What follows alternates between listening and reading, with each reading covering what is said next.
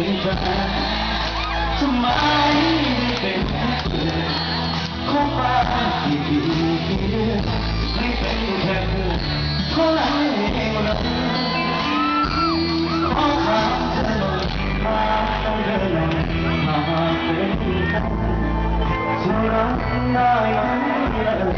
กับคนที่เธอรักมาคนนั้นของหัวของหัวทุกครั้งที่คุณฝันทุกคนที่ตกจากฟ้าไม่ต้องเข้ามาไม่เตรียมใจเคยอยู่ไว้สิสบตาคุณเลยนั้นหรือเคยเป็นเคยอยู่ปลายใจพามาถ้าเธอเป็นฉันที่ยอมได้หรือว่าเป็นเพื่อนไม่ได้เพราะใจมันอยากเป็นแฟนไม่ได้ถูกใจต้องเสียเท่าไรก็ไม่เอามันไม่เคยรักกันมากเกิน3 ปีต้องเจอเขาใจดันทุรังมันอยู่มันกันจะเอาไม่ได้เป็นกันนะ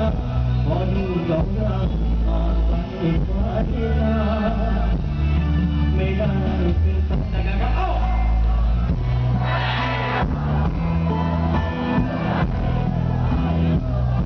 ให้เป็นผู้สอนก็ได้เวลาไม่ขอจะนับให้หลังเด็กใจคือกลับมาขอไปให้ไกลสายตาให้ปรารถนารอคำรักเธอขอบคุณครับหลายๆที่เราได้เอาเสียงแล้วขอบคุณครับแฟนเราสบายใจกันขอบคุณครับเอาข้างหลังด้วยนะเป็นเพื่อนไม่เอาเอาใจมันอยากเป็นกันไม่ได้ถูกใจก็แค่เล็กๆเท่าไรแพ้ไม่เอา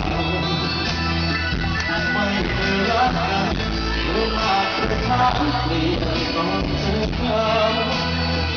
ใจดันทุรักมันดีมันรักจะเอาซะไม่ได้คนกันนะ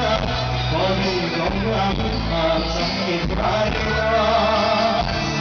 ไม่ได้เป็นแฟนยอมแพ้หัวใจมาไม่ได้ครับ